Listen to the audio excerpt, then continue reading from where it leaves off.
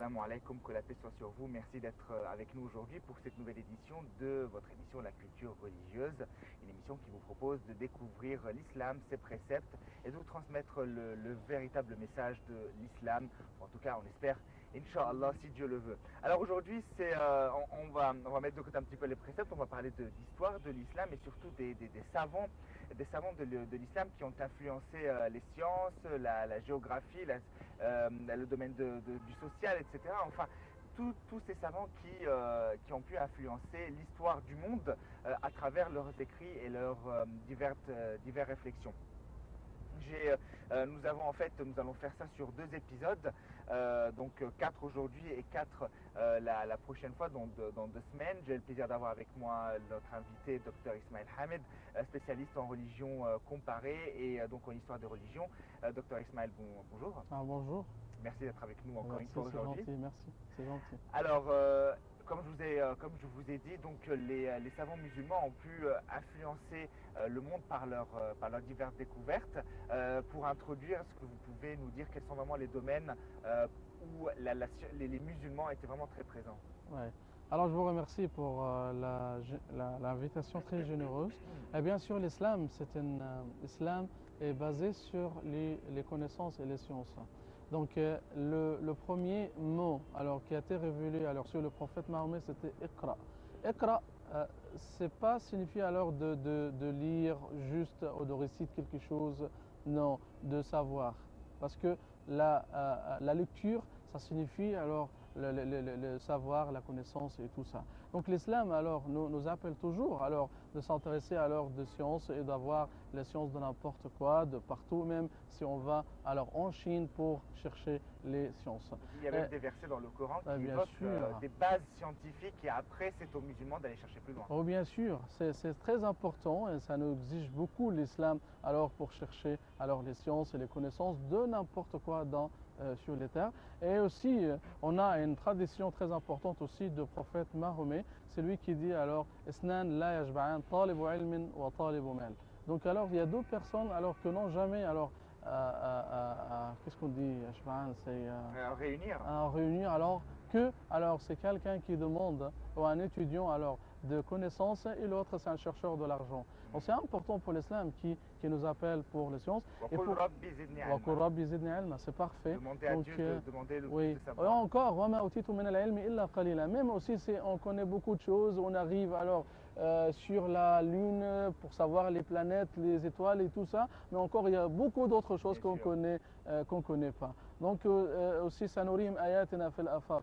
Donc c'est beaucoup de choses Sanorim, c'est-à-dire qu'il y a dans les horizons, il y a beaucoup de versets, il y a beaucoup de signes de Dieu qu'on va les savoir, mais c'est au cours de temps.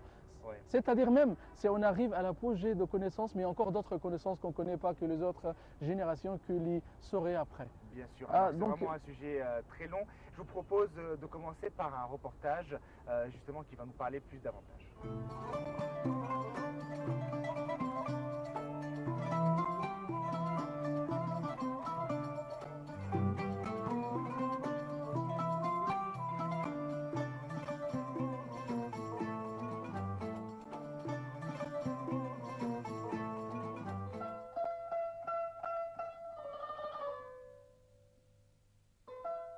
Ibn Khaldoun, né en 1332 à Tunis et mort en 1406 au Caire, est l'un des plus grands intellectuels musulmans et l'un des premiers théoriciens de l'histoire des civilisations. Il fut plongé dans les milieux politiques alors qu'il était encore jeune. Il écrit toutes les observations concernant la politique, les guerres et la société qu'il a accumulées lors de ses nombreux voyages. Il propose des concepts de sociologie très avancés pour son temps.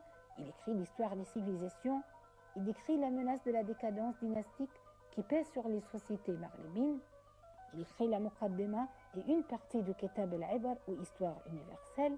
Ibn Khaldoun fut le précurseur de la recherche sociologique en découvrant la science de l'évolution des sociétés.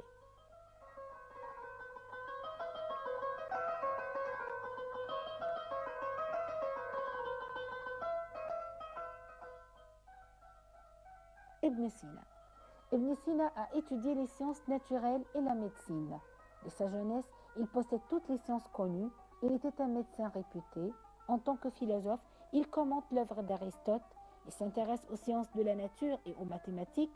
L'enseignement de la médecine est fondé sur son monumental canon de la médecine.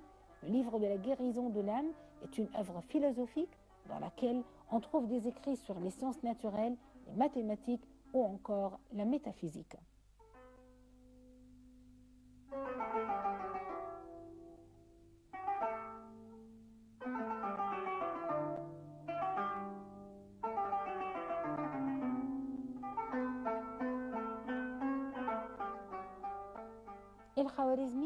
El-Khwarizmi est un grand savant perse dont les écrits ont permis l'introduction de l'algèbre en Europe. Il est à l'origine des mots algorithme et algèbre, issus d'une méthode et du titre d'un de ses ouvrages. Il est à l'origine de l'utilisation des chiffres arabes employés dans un de ses livres qui traite des mathématiques indiennes. Dans le domaine astronomique, il réalisa de nouvelles études de recherche sur la trigonométrie. El-Khwarizmi a contribué également à l'évolution de la géographie de Ptolémée, tant au plan du texte que des cartes.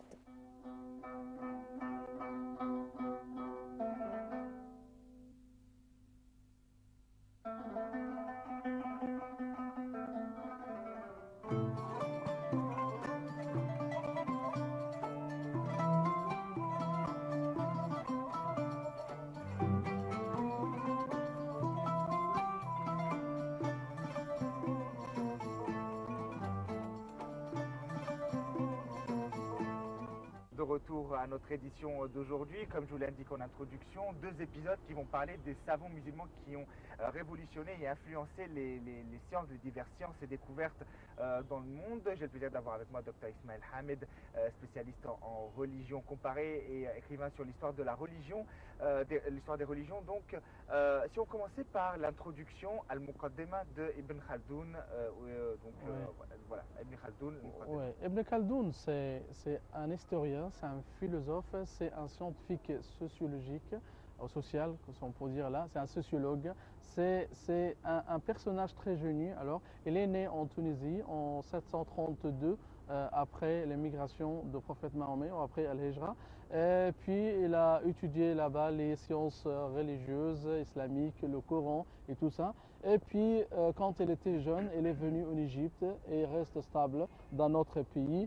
Et aussi, le génie de Ibn Khaldoun, alors ça commence en Égypte, parce qu'il a écrit son volume, son livre, qui est le plus célèbre et le plus important, c'est le livre de l'introduction. L'introduction, c'est ça le premier chapitre de son grand livre, ce livre de l'histoire de Ibn Khaldoun, celui qui est très connu par le nom de Al-Ibar. Wadiwan al-Mubtada wal-Khabar, c'est un livre historique, on peut dire que c'est un des livres mères de patrimoine islamique. C'est un livre cosmique qui parle de l'histoire mondiale. Mais c'est juste pour l'introduction, alors qui est considéré comme le début de la fondation de sociologie. Et pour ça, c'est Ibn Khaldoun. C'est d'après les théories et d'après les idées qu'il parle, d'après aussi les conceptions qu'il a imposées dans son livre. Donc il a basé, ou l'a fait de base pour une nouvelle science, c'est la sociologie. Et il a raconté beaucoup de choses. Il parle sur l'urbanisation humaine sur la Terre. Il parle de la vie des nations et comment les nations commencent comme une période d'enfance et puis c'est une période de jeunesse et de force pour les nations. Et aussi comment arrivent après les nations pour une période de faiblesse.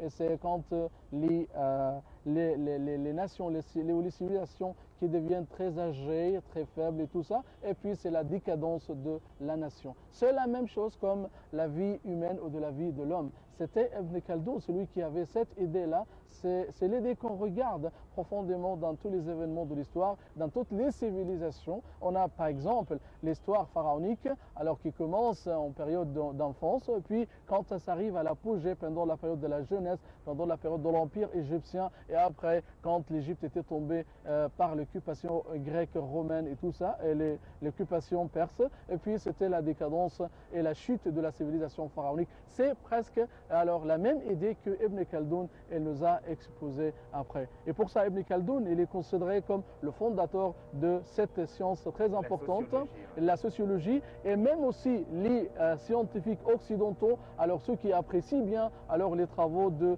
Ibn Khaldoun et tout ce qu'il a fait pour améliorer et pour développer alors les sciences historiques et les sciences humaines et sociales en général. C'est une question que je vais vous poser à chaque philosophe ou à chaque scientifique musulman. À quel point son œuvre a influencé l'Occident? Ah, bien sûr, ça fait beaucoup d'influence. On dit que c'est où les Occidentaux, ceux qui apprécient et ceux qui sont convaincus que c'est lui le fondateur. Et c'est eux qui disent ça. C'est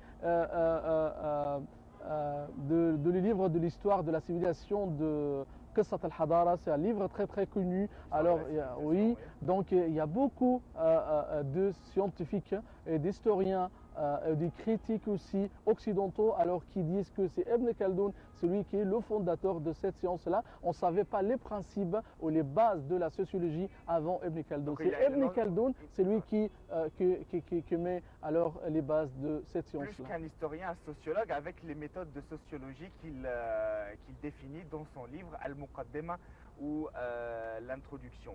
Oui. Avicenne, Ibn Sina, en prononciation arabe, oui.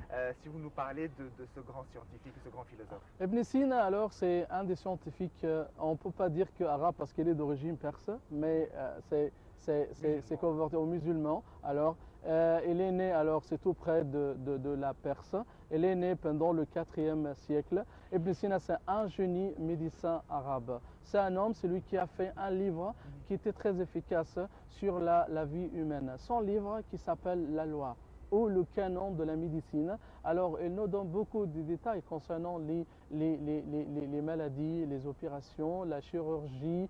Et tout ça dans le précepte de l'islam, parce qu'il y en a qui disent, alors découper, ausculter un mort, toucher au cadavre, ça serait illicite.